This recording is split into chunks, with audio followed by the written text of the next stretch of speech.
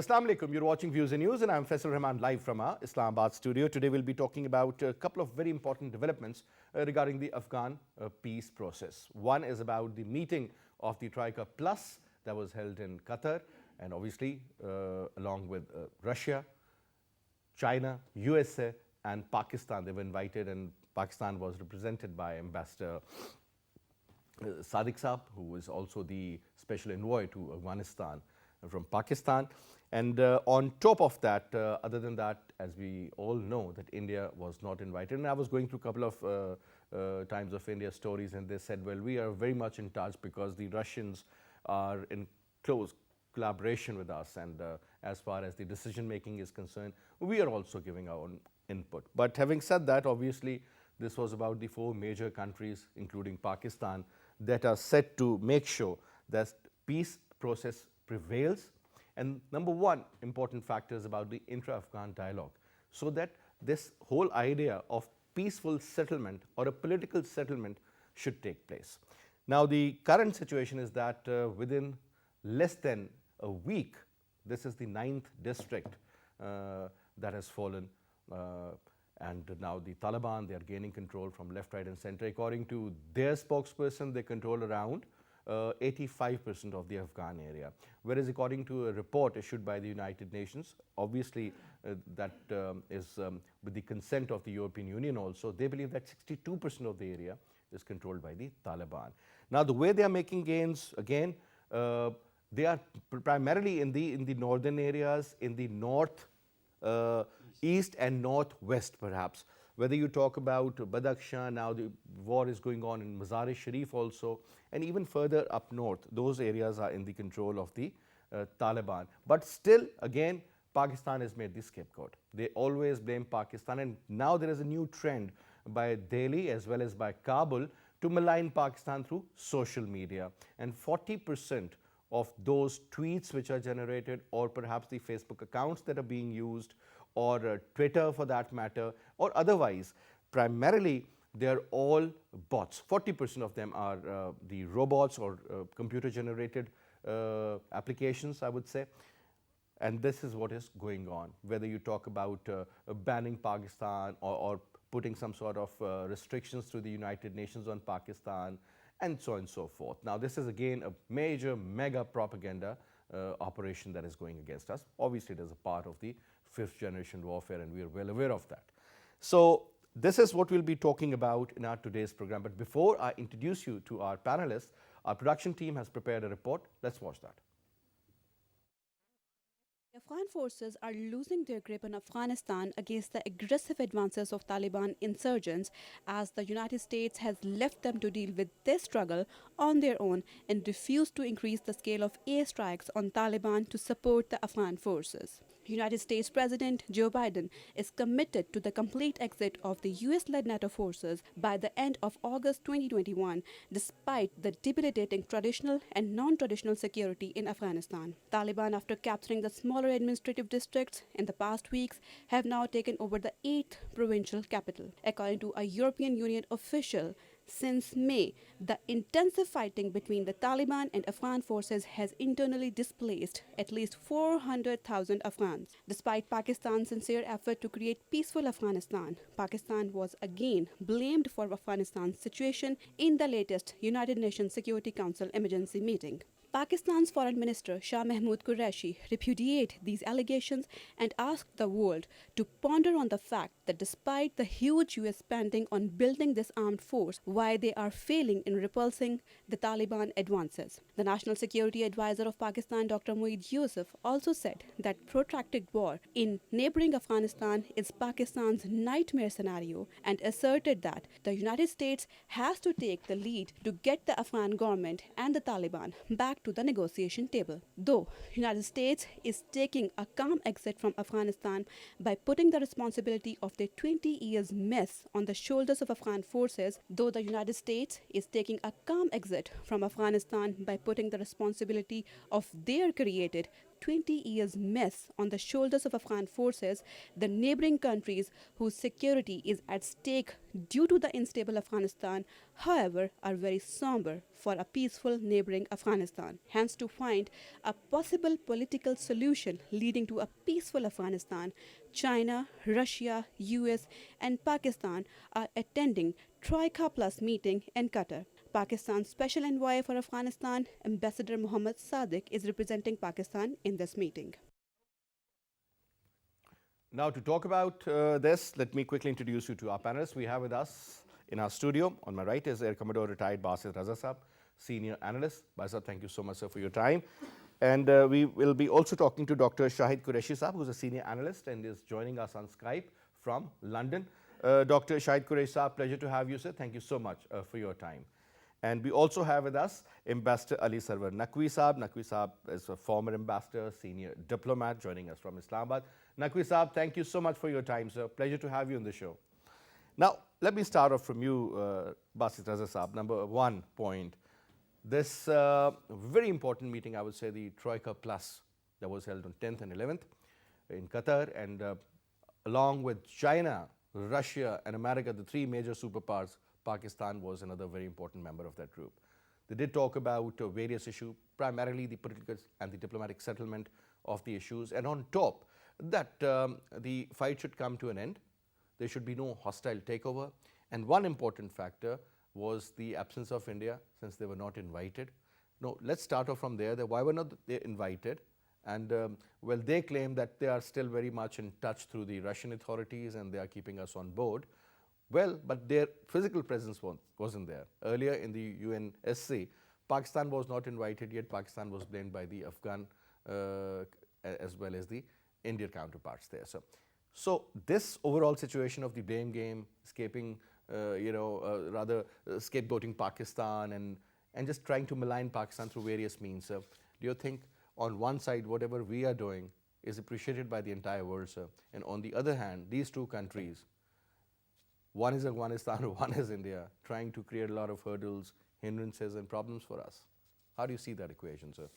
It's very obvious, Faisal, that it's basically the failure of the Americans and their whatever they came here to do, they were not able to achieve, despite over $1 trillion spent there, and more than 4,000 of their soldiers died there, and many more injured. So they had huge losses, and they virtually tried everything, but they were not able to do what they came here to do. And now that after 20 years, they had to leave this arena, now they want someone else to become the scapegoat. And that they are trying to sort of corner Pakistan into it. And of course, India and even present Afghan regime and Americans, they are in cahoots about it. So it's very obvious. And you raise the point that why India is not invited. Actually, if you have been following these developments, there was a troika, which was Russia, China and America, which were seeing all the peace process. Although Pakistan facilitated this Doha agreement and convinced Taliban to come to the negotiation table. But this particular troika was actually convened by the Russians. That's right. But Pakistan was later on inducted. It's about 2 years that Pakistan was made part of this troika, and it's become a troika plus. So now all the eyes are on Pakistan, because what all the might of the Western powers failed to achieve in 2 decades and huge expense of men and material resources, they want Pakistan to somehow or other get it done from Taliban. This is something very awkward, because Pakistan doesn't have that kind of influence. We have a legacy sort of connectivity with them, and courtesy United States of America. And they are actually sort of accepting us still as somebody who's their friend or a well-wisher, let me say a well-wisher. But that has changed. Over the years, it has been changing now, because we have constantly been trying to convey the American point of view to Taliban and convincing them to sort of accept the things offered to them. Now, Taliban have matured. they have fought a very long battle, and also, as we have seen in on the Doha agreement when it was signed, they have actually learned the nuances of all the diplomatic formalities, everything. They have mastered that art also, and that was very obvious in the agreement that they signed. It was very well articulated and very well drafted agreement, and that shows the political acumen of Taliban. So I think the world, and more than ever Pakistan, should be able to convince. I know it's very difficult to convince Americans, but I think Pakistan should, and I'm sure that our Foreign Office has been pursuing this with China. We can convince Chinese and to some extent Russians about what we can and what we cannot do. And we should be very firm that we should not be asked to do what's beyond us. Day before yesterday, there was a meeting, there was a press conference by Mr. Kirby, the Foreign Office representative, and he said that there are safe havens on Pakistan-Afghan border. Yes. And we'll be talking to Pakistan. And why talking to Pakistan only? Why don't you talk to your Afghan government, which is sitting there, Mr. Afghani, and tell him to take care of these which are these. Sir, we have on their always side. identified, we have always talked And- about this issue. Nothing has been done And so we far. are suffering. You see that increased number of attacks in Pakistan, and our soldiers That are is a direct, martyred clear-cut example. because of those elements which are sitting on the other side of our border. So Pakistan should be very clear. Pakistan is in a difficult situation because, as you know, our NSA and our ISI chief went to US and tried to convince them about what is our situation. And even today, General Lloyd Austin, their defense secretary, called our chief of army staff. So all sorts of pressures and threats and coercive measures, everything convincing is being tried so that we can sort of force Taliban somehow or the other to change their course. But that's not possible. You know, the course of history cannot be changed by these whimsical ideas. I think the only possible solution is that accept the facts. Accept the facts and work on the principle of Doha Agreement, because that is the only agreement to date which is in place. But that was also, sir, violated to a certain extent by the Americans as well as by the Afghan government. That's right. I mean, bombing the Taliban, and you're talking about Exactly. negotiations, and then you're having some sort of attacks on them, and then they retaliate, and whatever they have done, that's on Faisal ground. Saab, That's please see that Taliban, ever since signing the Doha Agreement, they have not attacked Americans. Whereas 2 days back, American B-52, they bombed them. they bombed. Now, and then you talk of collateral damage. Then you say that the civilians are dying. Now, if you are throwing bombs from a B-52, I mean, it will not discriminate between And you know, a lot of soldiers civilian and targets, non-soldiers. including hospitals, I mean, they came under the line, you know, Exactly. under this kind of tremendous fire of the Americans. Now, coming to you, Dr. Shahid Qureshi sir, one very important point, sir. When the American president says that, well, this is their war, they should fight, we have trained the Afghan forces, and the security forces are well prepared to counter the Taliban. Their number is around 300,000, supported by the words which were used. A very modern air force, which I fail to see where is that modern air force of Afghanistan. And then he says, well, they are equipped with the latest technology. I'm sure they must have been given some sort of weapons also. But sir, the way they are retrieving and the way the Taliban are gaining control, that is very, very obvious, and that is a ground reality. One, it seems that the Taliban will eventually take over the entire Afghanistan, including Kabul or Mazar-e-Sharif, because heavy fighting is going around those areas. So that means that the physical takeover is going to be there. But having said that, even the National Security Advisor of Pakistan has also mentioned that no hostile takeover is going to be accepted by the Pakistani government. So the case is with the Americans. They have also mentioned the same. So, sir, don't you think there seems to be a direct conflict on what is happening on ground and what the neighboring or regional countries are thinking? Your take, Qureshi Saab. Well, thank you for a very long question. I'll try to summarize as much as possible. One need to understand that what is the modus operandi of this whole war on terror. And I would say, as it is proved now, that this war on terror has proven to be the most scandalous and fraudulent in the history of warfare.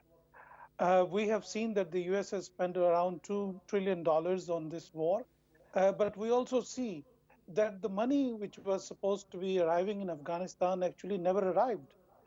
We also see the corrupt Afghan regime from Hamid Karzai to Ghani. I can just give you one example that between January 2021 to June 2021, more than 1,200 Afghan nationals have bought properties in Turkey. Now, what we see is the ghost soldiers, ghost army has been produced on paper, which disappeared, which have no motivation to fight, and they are just rendering their weapons to the Afghan fighters who are supposed to be liberating their country. What needs to happen is, and this is very American style, that they make a mess and then they want everyone else to come in and clear the mess. So their mentality is still as if they are dealing with the Red Indians, how they treated the Red Indians, the Native Americans a few hundred years ago. They are dealing with the Afghans in a similar manner.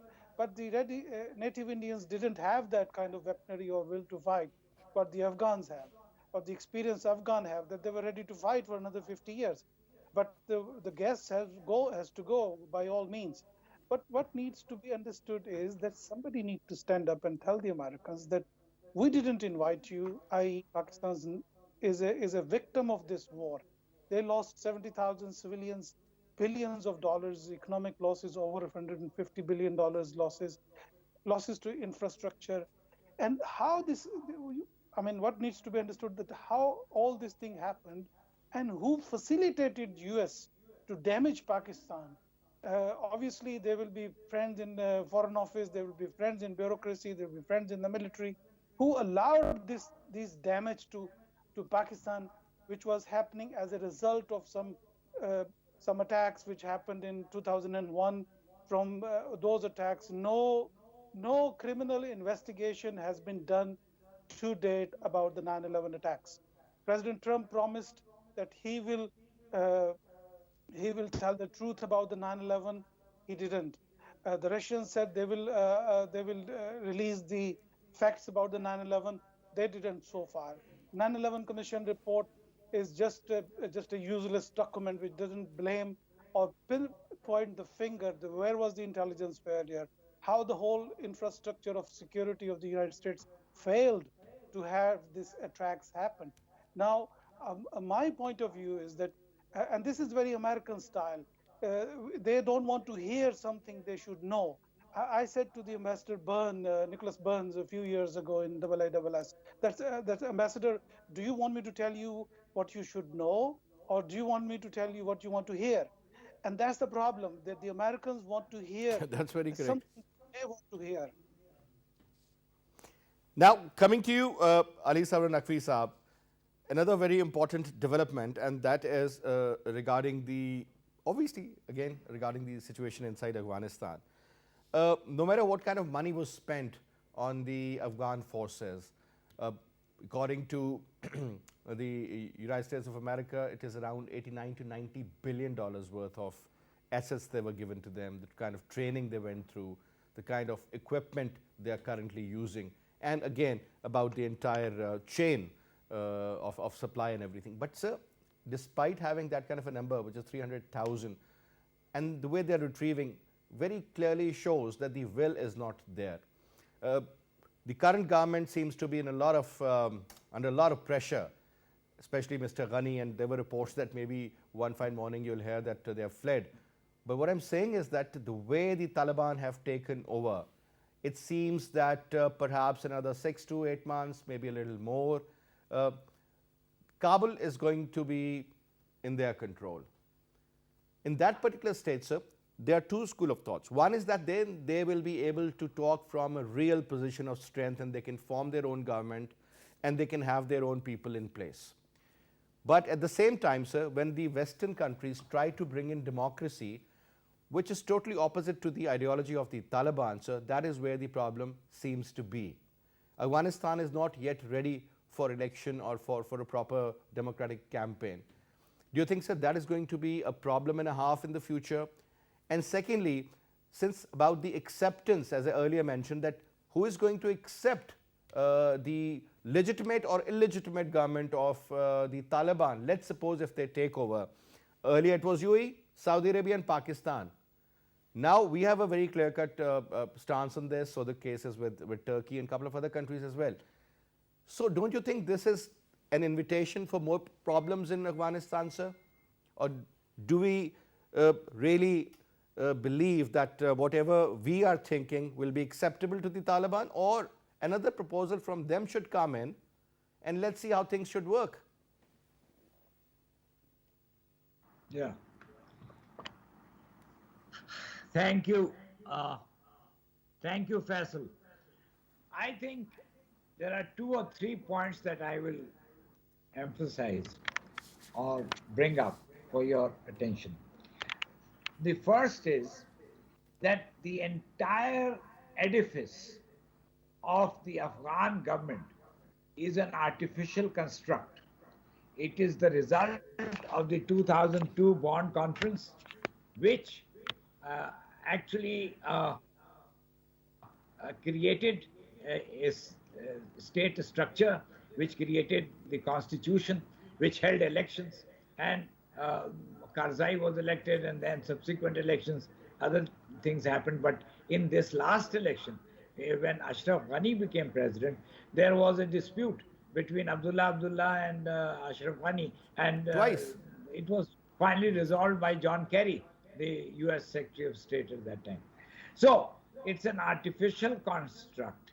It's an edifice that is going to collapse. I mean, whether we are for them or against them, whether we are not in favor of the Taliban, we still have to see the reality as it is developing. Secondly, the conquering forces or the party that is determined to take over power will not be stopped by negotiations or by discussion. I mean, this Doha exercise, I think, is quite futile. Though the one positive of Doha is that Russia and China seem to be interested in dealing with this situation, which is a new element, because before the regional powers were not involved at all. So I think there lies the hope that if Russia and China are also very strongly motivated to persuade the Taliban at least to accept some degree of conciliation and then lead to an orderly transition. You see, Pakistan has always been saying that there should be an orderly transition. Even the withdrawal, we had always maintained should be orderly. Secondly, Pakistan has said that Afghan peace will be Afghan owned and Afghan led. And third, that there's no military solution. So we should stand by our stance, which is very well deliberated and considered, and we should see how things evolve. It's not in our hands. So I think we should not be worried about all this propaganda and all this hostile campaign against us, because this is not new. It has happened before in the past as well. And whatever is happening in Afghanistan cannot be directed or controlled or in any way managed by any outside force. So the picture is grim. The picture is grim, but there is no immediate solution, and it is, something that we should just wait and see how things shape up. I mean, exactly as they say that the situation is very fluid, but at least we can see the flow where that fluid is going actually. But so that again concerns Pakistan, because two major factors. One is about the overall image about Pakistan that has been created over a period of time. maligning Pakistan, that Pakistan is responsible for supporting the Taliban, which we denied. Then they say that Pakistan is conducting aerial strikes in support of the Taliban. Again, so that doesn't make sense, but again, Pakistan denied. But what I'm saying is, sir, that at the end of the day, according to a lot of analysts, the situation is not heading towards a civil war. Civil war is already on. Couple of major, and I gave that example in my program yesterday also, that this gentleman who was the former deputy defense minister also, Rashid Dostum, who's an Uzbek, carries a lot of support. A lot of people believe that he has around 45,000 foot soldiers with him, and obviously getting a lot of support from some friendly countries too. But so that man means business. He believes that he is going to counter the Taliban with the support of certain countries and with the government of the current government of Afghanistan. That means, sir, that the warlords would be fighting. There is going to be an infight going on between these people that would eventually result in more chaos, and that civil war-like situation, which is already on, is going to get from bad to worse. The fallout factor is that most likely is going to be on Pakistan, because when you look at the northern areas of Afghanistan, they are very much in control of the Taliban, so exit and entry points are in their command. As far as Iran is concerned, they were very well prepared earlier also during the time of Soviet invasion. But sir, this is going to be a mega challenge for us, looking after the refugees coming into Pakistan, and a lot of people believe they'll be in millions once more. Are we geared up? Are we prepared? Do we have any sort of a contingency plan to counter that? Because this is something which is going to be the mega problem, sir, in the future. Law and order won't be. Faisal, in one of your previous programs, I had said that Pakistan has so many problems of its own, which we need to sort out with any power which ascends in Afghanistan. At the moment, that power seems to be Taliban. So we must discuss these things with them and get a firm commitment from them. And you talked about what America is demanding for us. America is also demanding from us that we should keep our borders open so that refugees can flow in. Having said that, as I see the developments taking place in Afghanistan, it's surprising that all the pressure is from the north, although the strength of Taliban is generally towards south and east, which are bordering Pakistan. So, and my personal opinion is that I still feel that Taliban are encircling Kabul, but they are not going to attack Kabul. Although there are predictions today, you must have read from the Western press, that from 30 to 90 days, within 30 to 90 days, Kabul could fall. In 30 days, the encirclement would be complete, and in 90 days, Kabul would fall. You can choke a city, sir. Exactly, that's right. So what I see is Taliban's intent, to me, seems that they want to push Ashraf Ghani out of this equation. And if Ashraf Ghani is out, then they are ready to work with the rest of the gang over there, rest of the Is it only about Ashraf Ghani, or perhaps all the people in the cabinet of Ashraf Ghani, or the close associates also, sir? Actually, I would say that I feel that people like Abdullah would be acceptable for them, and certain other elements would be acceptable. But they can't tolerate Ashraf Ghani. And this is what the negative role of America is very obvious. Ashraf Ghani, as the Ambassador Saab also said, that he survives only because at Americans' pleasure. And any time they withdraw that backing and that support which they are giving to the Ashraf Ghani, he would run away. He has no place. And you must have seen that. Same fate as Najibullah. Yes, he ran to Mazar-e-Sharif just to make sure that it stands there. And there's another news that General Dostum boarded a plane with a number of his forces for Mazar-e-Sharif to defend Mazar-e-Sharif. So they are creating a scenario, because almost all the northeast, from east to west, the whole northern area is almost under Taliban control. You start from Badakhshan and Kunduz and even the areas earlier controlled by either the Panjshiri people, Exactly. I would say. Exactly. Ahmad Shah Massoud and company. I mean, That's right. or Faisal, even it's Dostans. very surprising.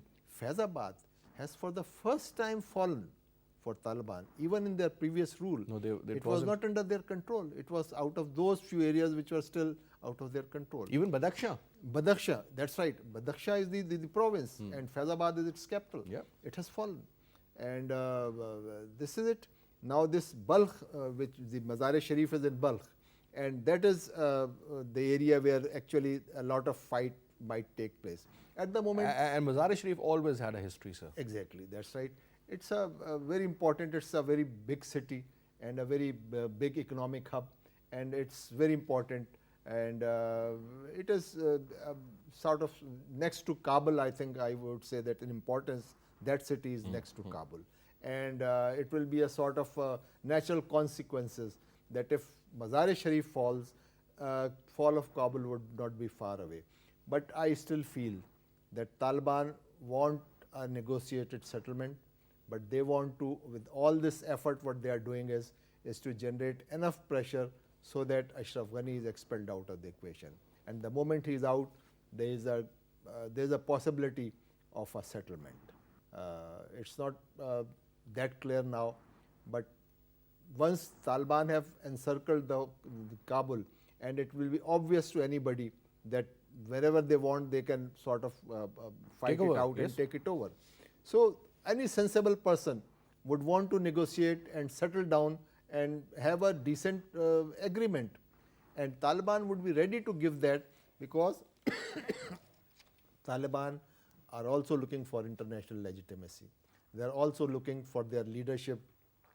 Many of And them sir, are on top, I proscribed. mean, let's suppose even if they take charge of the Afghan government, at the end of the day, they'll be requiring a lot of money, dollars, to be Exactly. to be So very particular, all these because things- otherwise, how would they run their day-to-day affairs? That's How would they right. look after so many other mega issues? They need at least $4 to $5 billion. And obviously, if China commits or Russians commit, because they have got deep pockets too, interestingly, look at their forex reserves, or maybe some sort of a commitment of a few dozen billion dollars in the infrastructure of Afghanistan would also matter a lot.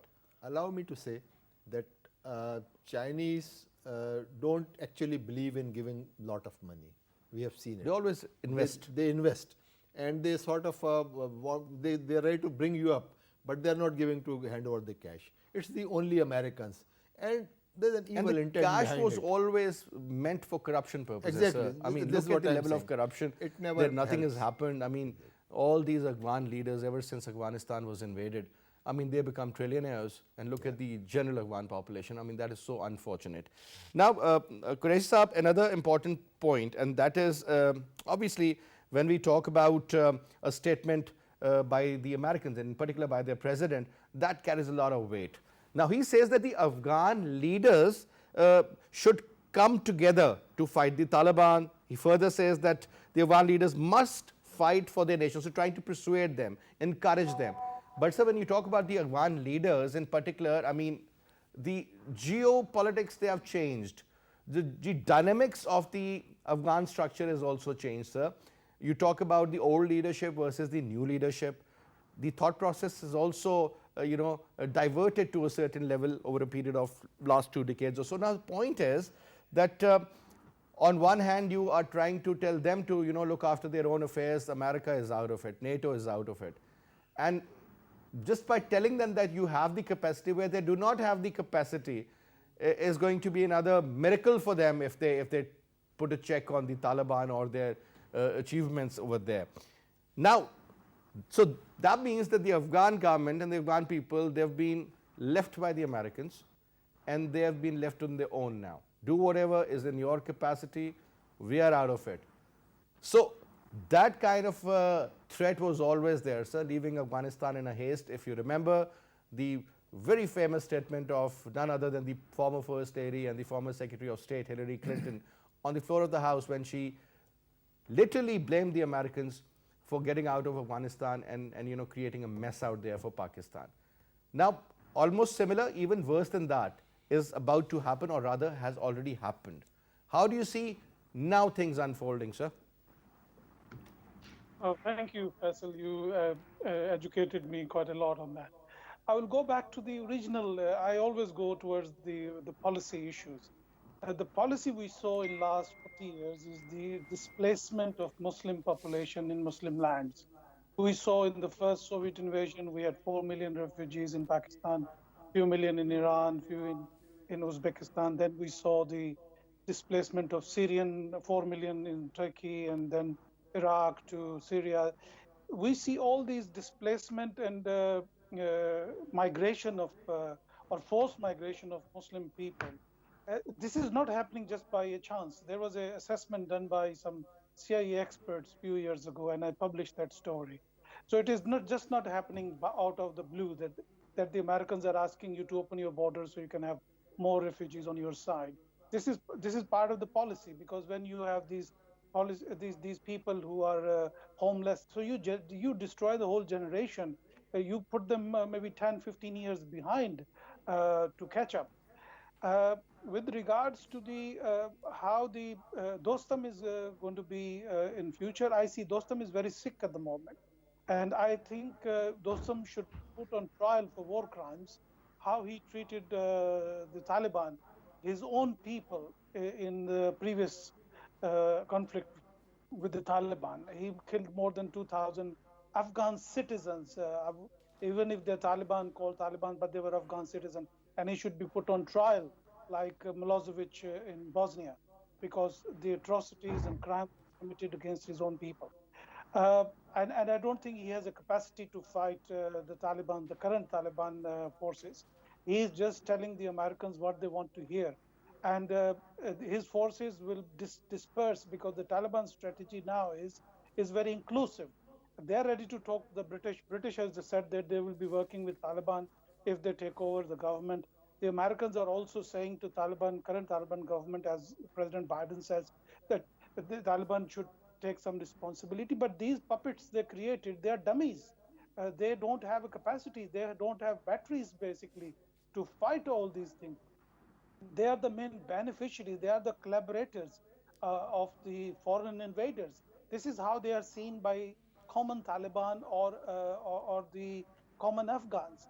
Coming to the how the Russians and the Chinese are seeing it, Russians and Chinese are seeing very well, because they believe that the Americans want to take this war to their borders, i.e. to the Chinese border if it goes towards Central Asia and further down to Russia. And they don't want this. That's why the Russians are bringing their troops in Uzbekistan and Tajikistan to contain this conflict wherever it is. And if they had to play a role via Turkey on Dostum, they will do so. Uzbekistan, I published that story there. They have discovered more than $1.5 trillion worth of minerals and oils and gas in their country. So this region, which is very rich, and I think it's time for the Americans to review their policy and come as a partner in peace, partner in reconstruction, instead of blaming Pakistan or every Tom, Dick, and Harry. They should do some introspection. There is no general in the world, I have read the history of the wars, who has said that, well, I've lost, can we go back to the drawing board? Every general will say, I would have won this war if I had few hundred more thousand troops. That's the reason the political and the leadership should come forward, and they should come with peace process in Afghanistan, so they will have a leg to stand. They wouldn't need so many soldiers to protect their embassy. I'm not talking about something idealistic here. I'm talking about which is possible, that America come in as a power who is involved in reconstruction of the country. As far as the democracy issue is concerned, democracy without governance is meaningless. For example, in European Union, we see half of the or more of the European Union members are kingdoms, basically. They are kings and queens who are, including my own country, United Kingdom, where kings and queens are sitting very quietly in the background, enjoying their life, and they have given the power to the people and the processes. That is all to do with the governance structure they have. Even if they have a democracy in Afghanistan, it will still not work, because there is no governance structure available. It doesn't support it. I mean, that's exactly the point, yeah. It's just like as if somebody has never worn a certain dress and you put that certain dress on a person. I mean, he would not his body is not going to accept it. You understand? So that is something very important. Now, since I'm just having a few more minutes, let Ji, Qureshi, please complete your statement. Please go ahead. I just want to say one point here, that whatever the Taliban doing, they are the winners of this war. And as I said on another channel, basically, a tiger won't lose his sleep over the opinion of a sheep. And that's the reality. What they want to wear, they will wear that. And how they want to work in their country, they will do that. No matter how I feel or how the Americans feel or how the EU says. That's a fact. Thank you. But again, I mean, as long as the Taliban are concerned, they can't impose their way of life or their version of the religion on an average Afghan. That is going to be another major problem in the future. When you talk about the Uzbek people or the Tajik, I mean, they like we follow, for example, in Pakistan, there's a lot of following for the Barelvi sect. And they have a similar Barelvi sect in those areas as well. In those countries, perhaps, even the majority of the people believe in mazars and shrines, and they go and they pray and everything. But when it comes to the Afghan Taliban, perhaps they follow Sharia. So, you know, there could be some sort of an issue at some stage in the future. But Sharia, as well, Barelvis are not some group of people from Sky. Basically, they also follow Sharia, but they have a difference of no, they opinion. do follow Sharia. But what I'm saying that there's a difference in approach also, because you know when you look at the Wahhabi mindset versus the other one, there is a problem. There is a difference. When it comes to being an Afghan, all the Afghans are same. They will fight the invaders. That's the bottom line. I mean, yeah, that comes to the you know, people of Afghanistan. But a last quick comment from you, Ambassador Saab, and that is about the role of the non-state actors. The Indians are trying their level best to make sure that they come up as a very powerful opposition for the Taliban. They have been equipped, trained, sent. They have been assigned certain tasks, certain targets, and that is something where the problem seems to be, because at the end of the day, that is a common enemy for Pakistan as well as for Taliban. I think that is where the ideology has a very strong conversion, sir. Your take? Well, I don't know if they are equally pitted against each other, in the sense that the Taliban are very motivated, and the non-state actors, if they are being prompted by the Indians, then that is based on inducement, on money, basically. And those who are induced by money are not as strongly motivated as those who belong to, who believe in a certain philosophy or ideology. So I don't think that poses a big problem. Here the basic issue is intra-Afghan understanding. And that was the original problem, that though there were all kinds of deals and agreements, etc., the intra-Afghan understanding of warlords, of various tanzeems, various groups, and of the Taliban, and now the government, which is also a factor or an element. So all these Afghans have to agree to have peace and stability in the region, to have a kind of normalcy within their country. That, I think, is still very difficult to achieve, and doesn't seem to be on something on the horizon. All right, Ambassador, thank you so much. Grace, it was a pleasure having you in the show, and sir, thank you so much for your presence as well. And that's all we have for this hour. I'll see you inshallah tomorrow. Till then, you take good care. Khuda Hafiz.